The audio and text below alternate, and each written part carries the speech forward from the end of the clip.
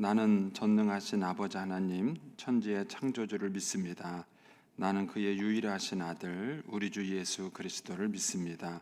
그는 성령으로 잉태되어 동정녀 마리아에게서 나시고 본디오 빌라도에게 고난을 받아 십자가에 못 박혀 죽으시고 장사된 지 사흘 만에 죽은 자 가운데서 다시 살아나셨으며 하늘에 오르시어 전능하신 아버지 하나님 우편에 앉아 계시다가 거기로부터 살아있는 자와 죽은 자를 심판하러 오십니다.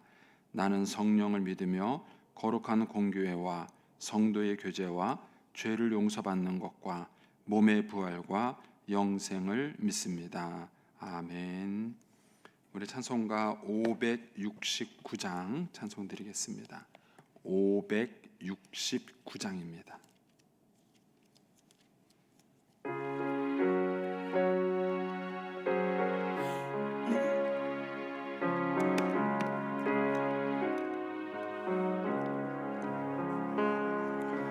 선한 목자 되신 우리 주 항상 인도하시고 푸른 풀밭 좋은 곳에서 우리 먹여주소서. 선한 목자 그새 주여 항상 인도하소서. 선한 목자 그새 주여 항상 인도하소서.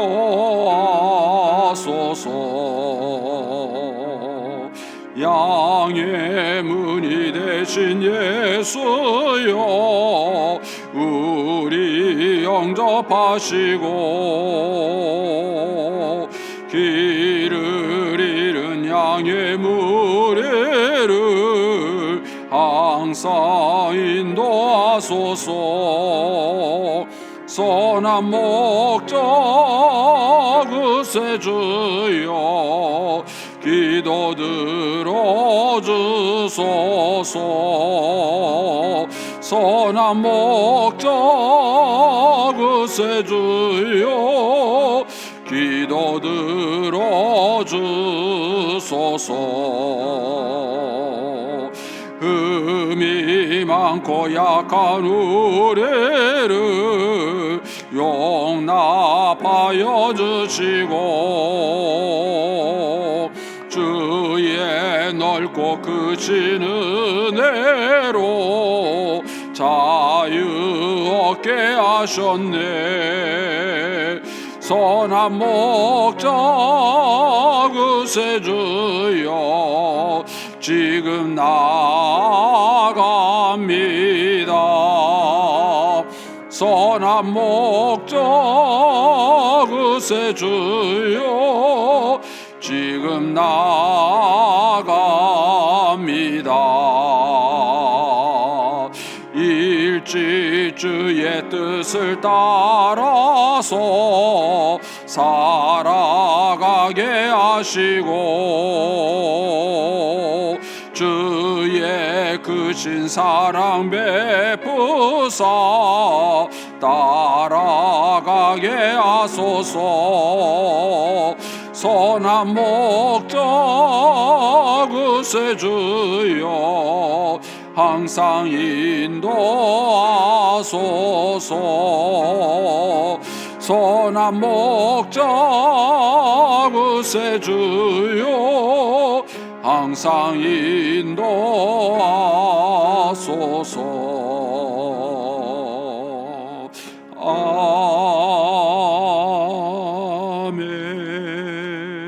아멘. 기도하겠습니다.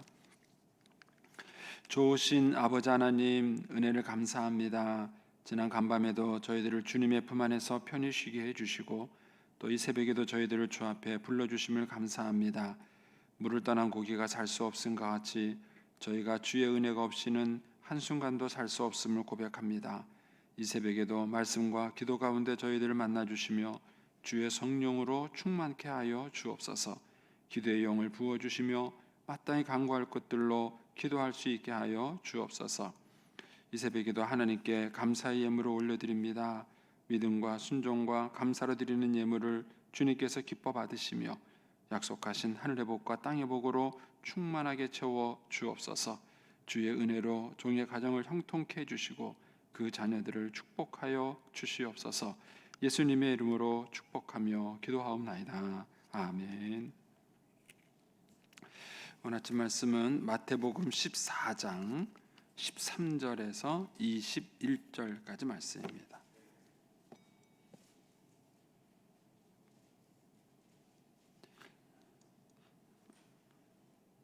마태복음 14장 13절에서 21절까지 말씀입니다. 같이 봉독하겠습니다. 예수께서 들으시고 배를 타고 떠나사 따로 빈들에 가시니 무리가 듣고 여러 고을로부터 걸어서 따라간지라. 예수께서 나오사 큰 무리를 보시고 불쌍히 여기사 그 중에 있는 병자를 고쳐 주시니라. 저녁이 되매 제자들이 나와 이르되 이곳은 빈들이요 때도 이미 저물었으니 무리를 보내어 마을에 들어가 먹을 것을 사 먹게 하소서. 예수께서 이르시되 갈 것 없다. 너희가 먹을 것을 주라. 제자들이 이르되 여기 우리에게 있는 것은 떡 5개와 물고기 2마리뿐이니이다. 이르시되 그것을 4개로 가져오라 하시고 무리를 명하여 잔디 위에 앉히시고 떡 5개와 물고기 2마리를 가지사 하늘을 우러러 축사하시고 떡을 떼어 제자들에게 주시매 제자들이 무리에게 주니 다 배불리 먹고 남은 조각을 12바구니에 차게 거두었으며 먹은 사람은 여자와 어린이 외에 5,000명이나 되었더라. 아멘. 이 새벽에도 주의 은혜와 축복이 함께 하시기를 축원합니다. 오늘처럼 이렇게 눈도 많이 오고 미끄러울 때 우리 어르신들 새벽에 나오실 때 좀 뭐 다 알아서 하시겠지만은 특별히 좀 조심하셔서 다치지 않도록 이렇게 하시면 좋겠습니다. 어쨌든 뭐 잘 건강을 잘 챙기셔서 의외로 또 이제 새벽에 나오시다가 다치시는 어른들이 꽤 계셔요. 그래서 이제 조심하셔서 잘 이렇게 챙기시면 좋겠습니다. 이제 오늘 우리가 읽은 이제 본문 말씀에는 이제 우리가 잘 아는 오병이어의 기적이 나옵니다. 물고기 2마리와 떡 5개를 가지고 이제 남자만 5,000명을 먹인 이제 이 기적의 사건입니다. 그런데 이제 이 기적의 사건이 이제 예수님 당시에 있었고 또 이제 성경에 기록돼서 우리에게 전해지는 이제 굉장히 중요한 이유가 있습니다. 이제 그것은 하나님께서 우리의 양식을 공급해 주는 공급자라는 겁니다. 예수님께서 이제 이 그 오병이의 기적을 조금 더 자세히 설명한 게 요한복음입니다. 요한복음에서는 이제 몇 개의 기적을 가지고 쭉 자세히 설명을 하는데 이 오병이의 기적의 이 사건 이후로 많은 사람들이 예수님을 따릅니다. 만약에 지금도 어느 나라 어느 정권이든지 간에 이 떡 문제만 해결하면은요 평생 정권을 잡을 수 있습니다. 평생. 제가 이제 예전에 그 중국에 이렇게 갔을 때 선교사님이 이제 그런 설명을 해주더라고요. 중국 공산당이 이제 기본적인 그 식량이 있잖아요. 그 중국에 가면은 빵 비슷한 게 있습니다. 그리고 죽 비슷한 게 있는데 그게 이제 중국 사람한테는 가장 기본적인 식량이래요. 그런데 그것을 절대 올리지 않는답니다. 무슨 일이 있어도 절대 그걸 올리지 않는답니다. 그러니까는 가장 기본적인 서민들이 그냥 먹고 사는 거예요. 풍족하지 못하지만 먹고 사는 거예요. 그러니까는 데모가 없다는 거예요. 중국 가면 사실 빈부차가 엄청납니다. 빈부차가 그렇게 많이 났는데 불구하고 그냥 공산당이 존재하는 이유가 가장 기본적인 것을 책임지는 거예요. 그만큼 이 먹는 문제라는 게 대단한 거죠. 그래서 어느 나라 어느 지도자든지 간에 이제 이 소위 말하는 경제 문제죠. 이 경제 문제를 해결하기 위해서 막 한간힘을 씁니다. 근데 이게 무너지면은 뭐 그냥 누구든지 그 정권이 무너질 수밖에 없는 이제 그런 상황이죠. 그런데 예수님께서 이 오병이의 기적을 행하신 것은 그 당시 엄청난 충격이죠. 이 기적을 행하고 난 다음에 많은 사람들이 예수님을 따른 거예요. 엄청난 인기가 예수님 안에 이제 일어난 것이죠. 그러면서 이제 요즘 교회로 말하면 이제 큰 부흥이 일어난 것입니다. 그랬을 때 이제 예수님이 기적과 표적이라는 얘기를 하셔요. 너희가 이 기적을 봤기 때문에 나를 따른다. 그러나 그것은 바른 신앙이 아니다. 얘기하시는 거예요. 표적을 봐야 되는 거예요. 기적과 표적의 차이가 뭘까? 기적이라는 것은 말 그대로 우리의 인간의 이성을 뛰어넘는 그런 일을 경험하는 거죠. 어떻게 물고기 2마리와 보리떡 5개를 가지고 어떻게 5,000명을 먹일 수 있겠습니까? 이거는 뭐 말도 안 되는 기적입니다. 그러니까 이것이 기적이에요. 그런데 예수님은 그 사건을 통해서 표적을 봐야 된다는 겁니다. 그 표적이라는 것은 그것을 통해서 무엇인가를 우리에게 보여주는 사건인 거예요. 그래서 이제 이 기적과 표적의 차이를 얘기하시면서 너희가 떡을 먹고 배부르기 때문에 나를 따른 것이다. 이런 얘기를 하고 그들을 피해서 가시는 겁니다. 오늘날도 우리가 이런 똑같은 기적을 경험할 수 있어요. 그런데 그 기적을 경험했을 때 기적보다 더 중요한 것은 그 기적을 통해서 표적, 즉 기적을 베풀어 주신 하나님이 어떤 분인지를 경험하는 사건인 것입니다. 이것과 이제 비슷한 사건이 뭐냐면은 이제 구약 성경에 나오는 만나 사건이에요. 여러분 만나 사건을 곰곰이 생각해 보면은 그 자체가 기적이에요. 아침마다 일어나서 나가면 먹을 게 있는 거예요. 그리고 그걸 또 먹고 나면은 그 다음 날 나가면 또 먹을 게 또 있는 거예요. 이거를 그들이 40년 동안 먹었어요. 그러면 정말 어마어마한 기적을 체험한 것입니다. 근데도 불구하고 그들이 가나안 땅이 코앞에 왔을 때에 하나님을 믿지 못하는 얘기를 하는 거예요. 그러니까 기적이 표적이 되지 못한 것입니다. 그래서 결국은 출애굽 1세대가 불신앙으로 인해서 넘어진 거예요. 그러니까 그런 어떤 만나 사건을 통해서 그들이 오늘 먹을 걸 해결했다. 오늘 나에게 먹을 게 없었는데 먹을 걸 해결했다. 이건 중요한 게 아닌 거예요. 더 중요한 건 뭐냐면은 이 만나를 매일매일 공급해 주시는 하나님이 계신다는 거예요. 그 하나님에 대한 경험이 있으셔야 되는데 그들은 오늘 먹을 거를 해결했다는데 더 초점이 있었던 것입니다. 그래서 그들이 그렇게 많은 기적을 경험하고도 하나님과의 관계가 성장하지 않은 것입니다. 우리가 이제 가정으로 말한다면 이제 집안에서 이제 부부가 이렇게 살아갔을 때에 부부가 10년, 20년, 30년을 살아오면은 그 10년, 20년, 30년을 살아온 세월의 경험이 나중에 있는 거예요. 그러면 이제 10년, 20년, 30년 살아온 만큼 자기 배우자를 훨씬 더 많이 이해하고 믿고 신뢰할 수 있어야 돼요. 그게 좋은 결혼의 모습이에요. 그런데 부부가 10년, 20년, 30년을 살았음에도 불구하고 자기 배우자에 대한 신뢰와 믿음이 없어요. 그리고 무슨 일만 생기면 갈등이 생겨요. 그거는 부부가 살아오면서 얼마나 많은 어려움을 겪었겠어요. 10년, 20년 살아오는 동안에 뭐 자녀 문제, 뭐 경제적인 물질 문제, 뭐 이런 것들을 여러 가지를 많이 부부가 같이 겪어온 거 아니에요. 그걸 같이 겪어오고 또 그걸 또 같이 극복한 것입니다. 그걸 같이 경험하고 같이 극복해 오면서 많은 그런 경험들이 쌓인 건데 그것을 통해서 이 사람은 정말 나를 사랑하는 사람이구나.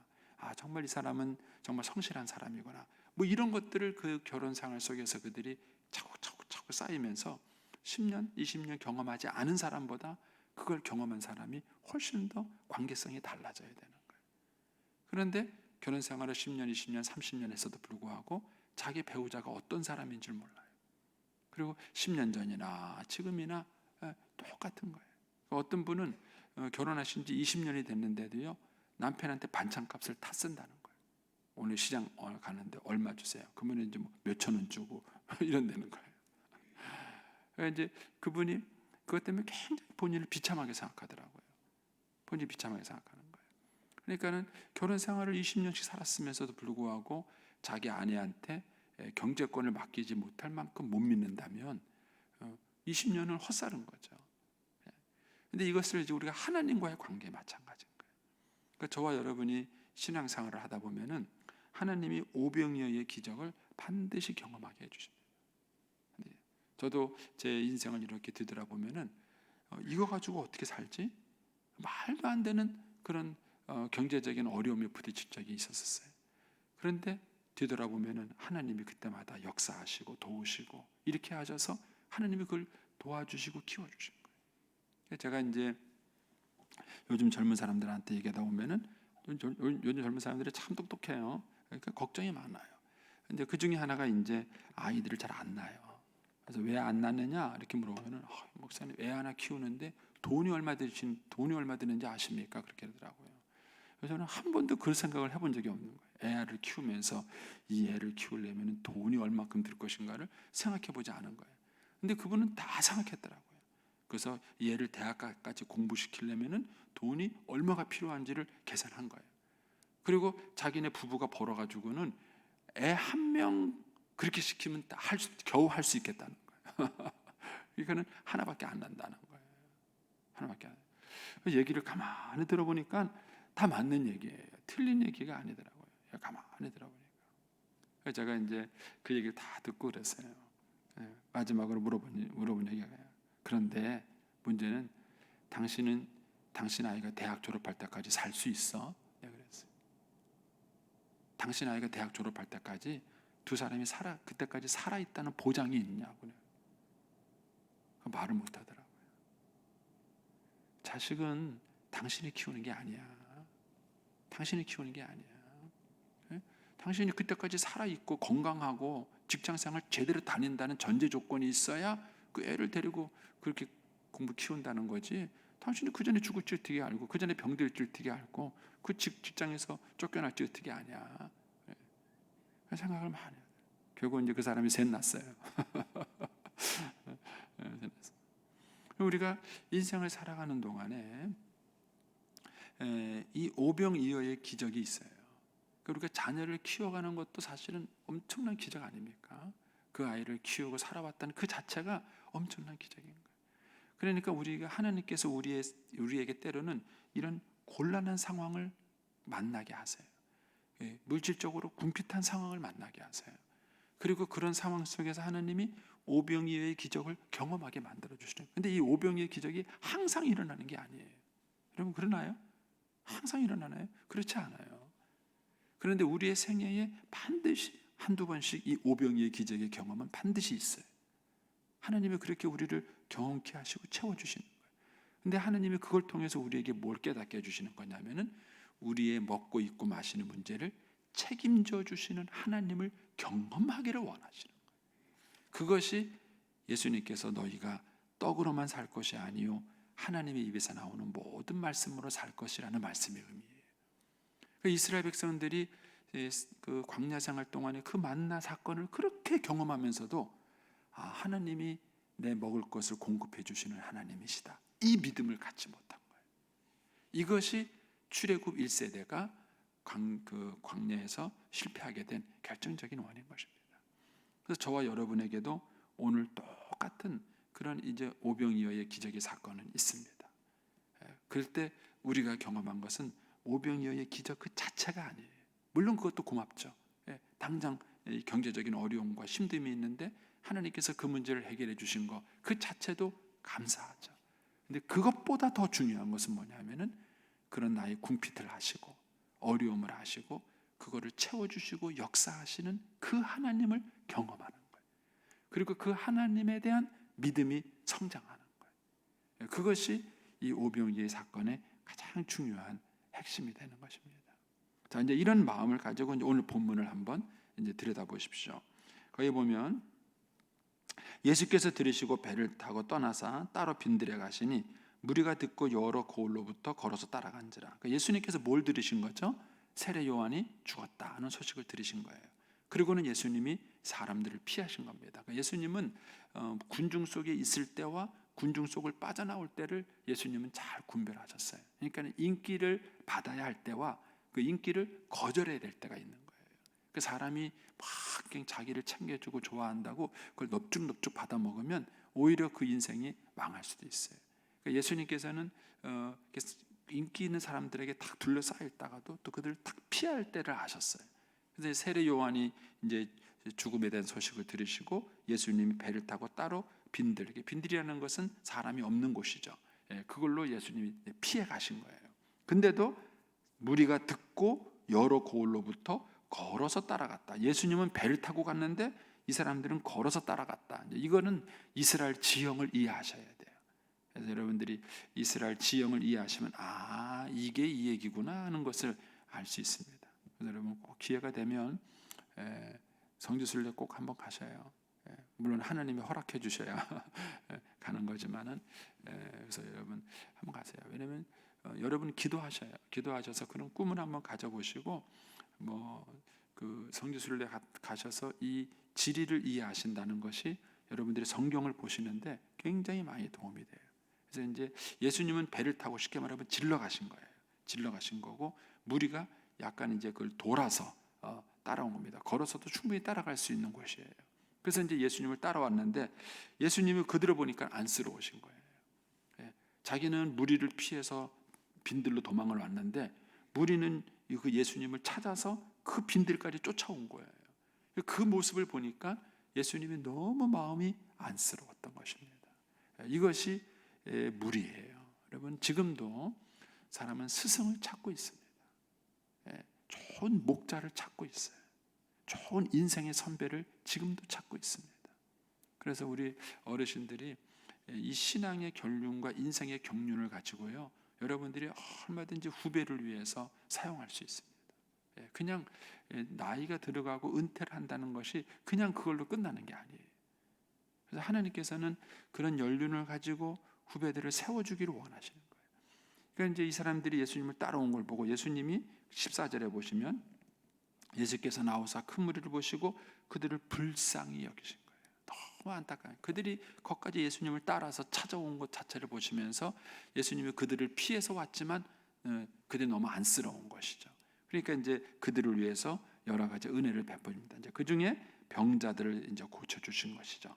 다른 복음서하고 비교를 해보면은 예수님이 병자도 고쳐 주시고 그들에게 말씀도 가르쳐 주시고 이제 그렇게 하신 거예요. 이제 그러면서 이제 저녁이 된 것입니다. 15절 저녁이 되매 제자들이 나와 이르되 이곳은 빈들이요 때도 이미 저무르으니 무리를 보내어 마을에 들어가 먹을 것을 사 먹게 하십시오. 그러니까 이제 한번 상상을 해보세요. 예수님께서 계속 이 남자만 5천 명이니까 얼마나 많은 무리가 모였어요. 그 많은 무리들 중에서 또 환자가 또 얼마나 많겠어요. 그러니까 요즘처럼 의사가 있는 것도 아니고 의료시설이 이렇게 잘 돼 있는 게 아니니까 그 중에 엄청나게 많은 사람들이 환자겠죠. 그 사람들을 예수님이 일일이 다 이렇게 치료하다 보니까 뭐예요? 날이 저물어 버린 거예요. 그러니까 이제 옆에서 제자들이 보니까 예수님이 시간 가는 줄 모른다고 생각하신 거죠. 그래서 예수님이 너무 늦었습니다. 이제 오늘은 여기까지 하시죠. 여기까지만 하고 이제 무리를 돌려보내야 됩니다. 이제 가서 먹을 것도 먹어야 되고 이렇게 이제 일상적인 걱정을 이제 얘기한 것입니다. 근데 예수님이 뜻밖의 얘기를 하신 거예요. 너희가 먹을 걸 줘라 이렇게 하셔요. 너희가 먹을 걸 줘라. 예수님 제자들이 당황한 거죠. 오늘 본문에는 이제 그것까지 자세히 기록이 되어 있지 않지만 다른 본문에는 제자들이 그래요. 이 사람들을 다 어떻게 먹입니까? 하면서 이제 예수님께 반문하는 얘기가 나오죠. 이제 어떻게 봅니까? 그러니까 예수님께서 너에게 먹을 것이 있느냐? 이렇게 말하면서 이제 이 오병이의 기적이 시작이 되는 것입니다. 여기서 우리가 주님께서 이 제자들에게 일부러 이 당혹스럽게 만든 이 사건이 우리에게 중요해요. 여러분 저와 여러분이 인생을 살아가는 동안에 가정적이든 아니면 무슨 교회적이든 아니면 우리가 일상적인 사회적이든 항상 어느 곳 어디에든지 항상 부딪히는 건 문제는요 물질 문제. 물질이 그 인생을 사시면서 풍요로운 적이 있으신가요? 여러분 제가 목회하면서 돈이 없는 사람도 만났고 돈이 많은 사람도 만났지만 한 번도 목사님 제가 참 여유가 있습니다 이렇게 말하시는 분이 없으세요. 그냥 걱정거리가 없으면 다행이에요. 그걸로 풍족한 거예요. 그렇지 않으면 항상 우리에게 이런 물질 문제가 따라오는 거예요. 근데 이때 우리가 어떤 선택을 하느냐가 믿음의 승패를 가르는 거예요. 만약에 너희가 먹을 걸 줘라. 우리 먹을 게 어디 없습니까? 돌려보내야 됩니다. 그러면 그걸로 끝이에요. 거기서 끝인 거예요. 그런데 예수님은 제자들에게 뭘 가르쳐 줬냐면요, 하나님이 계시다는 걸 가르쳐 준 거예요. 먹을 걸 줘라. 우리 어떻게 이 많은 사람은 어떻게 먹입니까? 그래 너희 먹을 거 있느냐? 오병이의 기적. 그리고 그걸 갖고 와요. 그러니까 예수님이 그걸 받고 뭐 하셨냐면은 하나님께 기도하셨어요. 그리고 난 다음에 먹을 걸 나눠줘라. 그러니까 제자들은 벙쪘겠죠. 그러면서 이제 예수님이 그 보리떡 5개와 물고기 2마리를 가지고 이렇게 12명에게 일단 분배를 했어요. 그때 놀랬을 거예요. 일단 이걸 가지고 12명에게 분배하는 것 갖고 놀랬을 거고, 그 다음에 그들이 그것을 가지고 사람들에게 나눠주면서 또 놀랬을 거예요. 근데 이런 경험을 통해서 제자들이 뭘 배웠겠습니까? 그들이 앞으로 인생을 살아가다 이런 똑같은 상황을 딱 만나면은 이 사건을 생각했을 거예요. 못 먹입니다. 돈 없습니다. 나 못합니다. 이게 아니라 있는 것을 가지고 기도하는 거예요. 여러분, 요게 부모님들이 보여줘야 될 거예요. 여러분들도 물질의 어려움을 겪고 살았지만은 우리 자녀 세대들도 마찬가지입니다. 우리 애들도 분명히 살아가는 동안에 반드시 물질적인 문제 때문에 곤란을 당할 것이고, 또 이 물질적인 때문에 아이들이 어려움을 겪을 거예요. 그때 아이들이 어떻게 하실까요? 어떻게 할까요? 이 많은 무리 앞에서 네가 먹을 걸 줘라 그랬을 때 어떻게? 말이 안 됩니다. 이게 무슨 미친 짓입니까? 이건 뭐 하라고 하는 겁니까? 이렇게 그들이 반응하면은 그건 믿음이 없는 거예요. 근데 이 사건이 제자들에게 큰 도전. 요것의 밑바탕이 뭐냐 하면은 사도행전에 가면은요, 그 전 재산을 팔아서 주님께 헌납한 사건이에요. 어떻게 사람이 전 재산을 팔아서 주님께 다 헌납할 수 있습니까? 오병이어의 기적에 대한 믿음이 없으면요, 절대로 그렇게 할 수 없습니다. 그렇게 못하는 거예요. 그러니까 제자들이 이 사건을 통해서 경험한 거예요. 갖고 있는 거는 오병이어밖에 없고 먹여야 될 사람은 10,000명이나 되고, 그러면 이 갭을 어떻게 처리해요? 그때 제자들이 경험한 건 뭐냐면은 예수님처럼 기도해야 되겠다. 갖고 있는 것을 가지고 하나님께 기도해야 되겠다. 이것이 요 사건에서 제자들이 배운 거예요. 그러니까는 부모님들이 자녀들에게 보여줘야 될 게 그거예요. 자녀들이 다 봐요. 보는데 엄마 아빠가 야, 이 녀석아 돈이 어딨냐? 응? 돈이 어딨다고 공부하냐? 돈이 없다고 뭐 그렇게 하겠느냐? 만약에 그렇게만 만난다면은 애들은 인생을 살아가다가 무슨 물질적인 어려움에 다 부딪히면은 엄마 말이 생각나는 거예요. 돈이 없으면 하지 말아야지. 돈이 없으면 못하는 거지. 애들이 그 생각을 하는 거예요. 거기서 그냥 주저앉는 건가? 아니면 우리 엄마 아빠를 보니까 그럴 때 기도하시더라. 오병이어밖에 없었는데 엄마 아빠가 기도하니까 그걸 가지고 10,000명을 먹이시더라. 이 경험이 아이들에게 있어야 되는 거예요. 부모님을 통해서 우리 아이들이 이 경험을 가져야 되는 거예요. 그러면 그 아이가 그것을 가지고 믿음으로 살아가는 거예요. 이것이 부모 세대가 자녀에게 보여줘야 될 중요한 원리인 거예요. 그러니까 너희가 먹을 것을 줘라 이렇게 말했을 때 제자들은 굉장히 당황했을 거예요.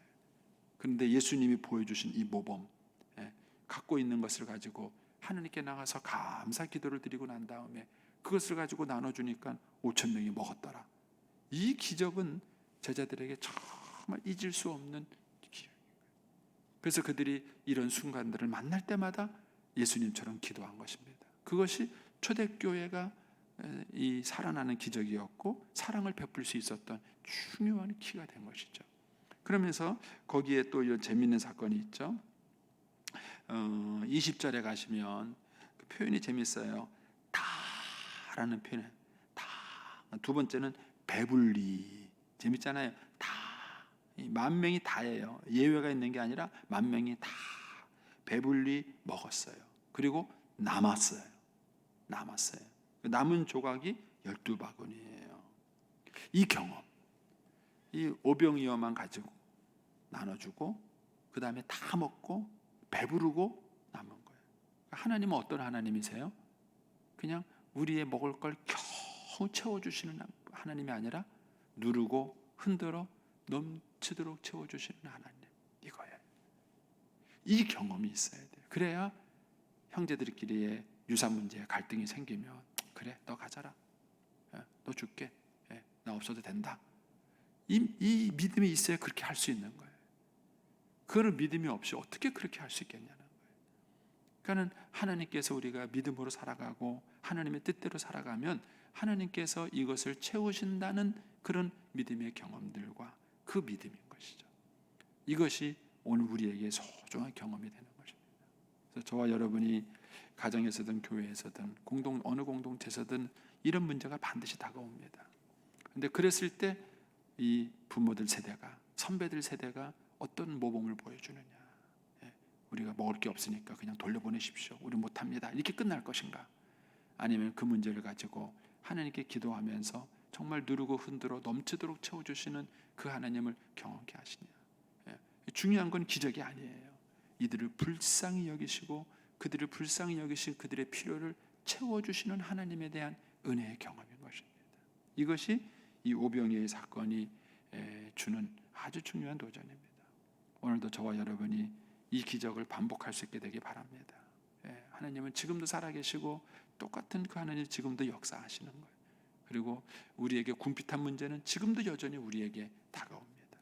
그것은 하나님께서 우리를 버리거나 돌보지 않으셨다는 것이 아니라 그것을 통해서 우리가 하나님에 대한 경험, 믿음에 대한 성숙을 주님께서 원하시는 것입니다. 오늘도 주님과 더불어 믿음의 승리가 있게 되기를 축복합니다. 기도하겠습니다. 오늘은 17일자입니다.